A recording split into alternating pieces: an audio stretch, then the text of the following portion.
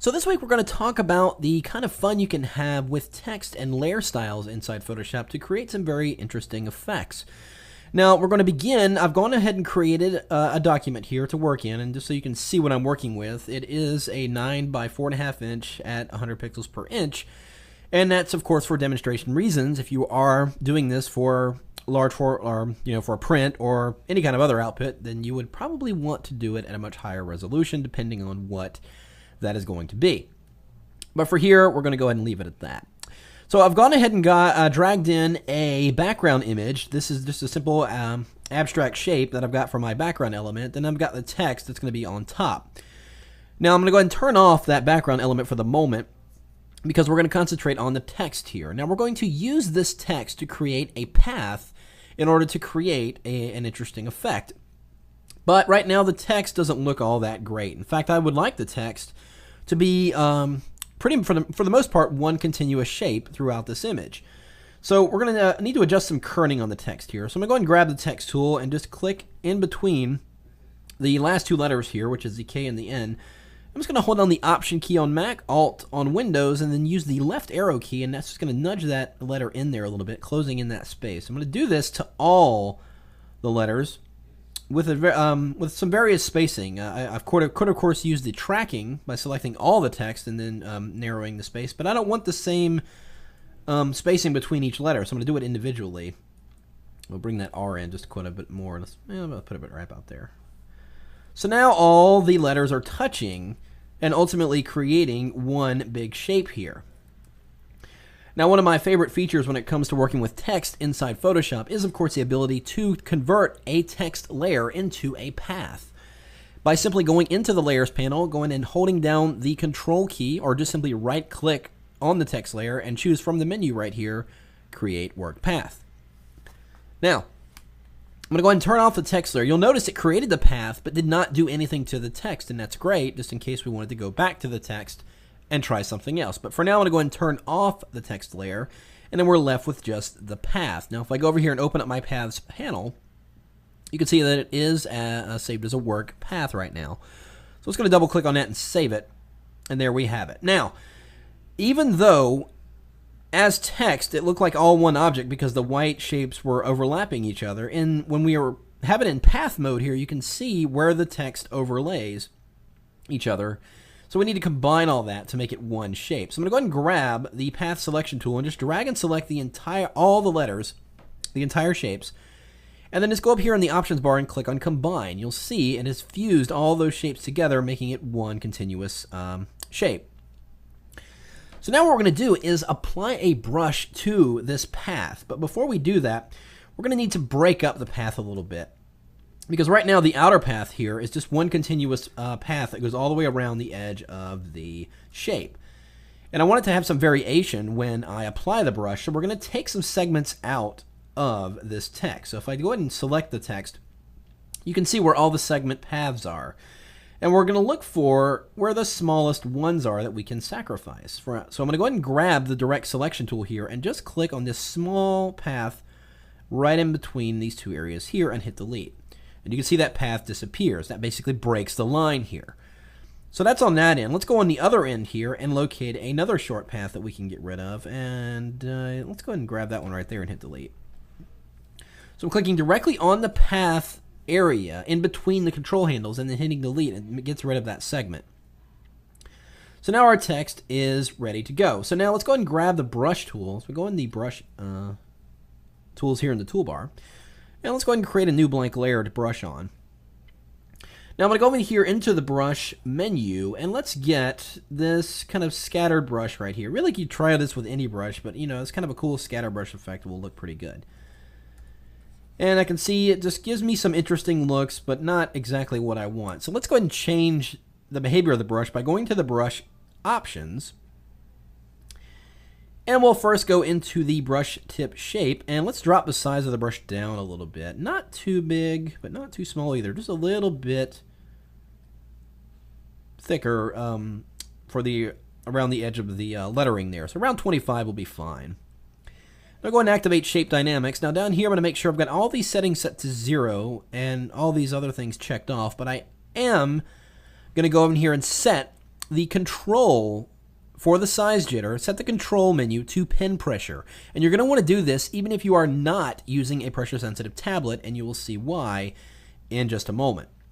But I am in fact using a tablet, so if I go over here and paint, you can see that I can lightly press down. It gives me a very small line. If I press harder, it gives me a much thicker line. And that is, of course, one of the biggest advantages of a pressure sensitive tablet.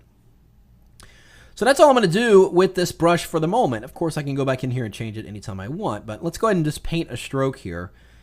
And with that on the layer, let's add a layer style to give it some more interesting glow about it. Instead of just being plain white, let's put an outer glow on that. And let's go ahead and change the color. Let's get it something really outrageous, kind of like a pink. Change that blend mode to hard light and really increase the size and even the opacity, so we get a nice bright glow on there. And if you wanted to, you could take it even further and add an inner glow and give it yet an even more brighter effect here. Doesn't have to be too much, but you can see how it just enhances the glow on the inside just a little bit, and that looks pretty good. So again, that's just a layer style. So if I were to do a select all, let's turn off that path for the moment and delete. Even though the layer style is still there, as I paint, it will pick up that style, and I just get an interesting effect as I draw. And this could actually be a lot of fun time to kill. Just going in here and sketching around. I can just, hey, write my name. Whee! All right. That's enough of that. But back to the path. All right, so now we have our path created, and it's broken up in the segments we like. We've got our brush created and the layer with the layer style. So go in the paths panel, go into that layer or the path that contains it, select that path, and then go into the flyout menu or of the paths panel here, and go ahead and choose stroke path. Now inside here, you're going to go ahead and use the brush that we just created. So go ahead and select brush, and here is where you're going to check on simulate pressure. Again, this is where you will have the pressure setting on whether you're using a tablet or not. It will register whether that setting is turned on even if you're not using it. So check that item on and click OK. And you can see it's giving me an interesting effect by painting that stroke on the path. And you notice because it broke it up, it gives me kind of two instances of it. Now that brush is a little thick, so I think I'm going to go ahead and drop that brush size down. Let's go back into brushes and drop it down to maybe 15. And let's just reapply that brush. Now once you've done it once, you don't have to go into the pop-out menu and choose stroke path again, but you can just go down here to the bottom of the paths panel, right up here, and just click on this second icon, which is apply the brush, and there you can see the effect. It looks pretty good. So it's much smaller, looks much nicer. So let's go ahead and turn on our background layer element, and you can see we've got some really interesting things happening here. Now I'm going to go back in that layer style because we've got an interesting glow on it, but I'm going to add a kind of an interesting spark effect to it by simply adding a drop shadow layer style, but then going in here and changing the color to go along with that pink color, which we'll just get a lighter pink here, and then change the blend mode to dissolve. Now it's going to be a little crazy at first, and that's because of the opacity being so high, but simply drop that down to around 5%, and let's bring the distance back to 0, and you can see we get kind of this interesting spark effect hovering around the streak there. And that's simply because of that drop shadow blend mode. And again, it's a way of looking at layer styles in ways that they weren't necessarily meant for, but can give you some really interesting things. Now again, on this layer, because it contains a layer style, no matter what we add onto it will add to the effect. So if I went and grabbed the gradient tool, and let's use the foreground to transparent gradient using the radial gradient right here, let's just add some flares around the text. And you can see it picks up that layer style and adds a little bit more of an interesting glow to it. Just added a few different spots there, and it looks pretty good. Now, if I wanted to go even further, I'm going to go back and grab that brush tool and make the brush even smaller. And you can go in here and get some pretty creative freehand effects just by going and just freehand drawing on that layer, just kind of like scattered. You can almost get like a lightning effect just by brushing around here. And I am using the pressure sensitivity, so I'm just lightly touching on the streak. And I'm just kind of randomly just kind of doing a loose jerking motion all around to get almost like a electric lightning, a very stylized electric effect.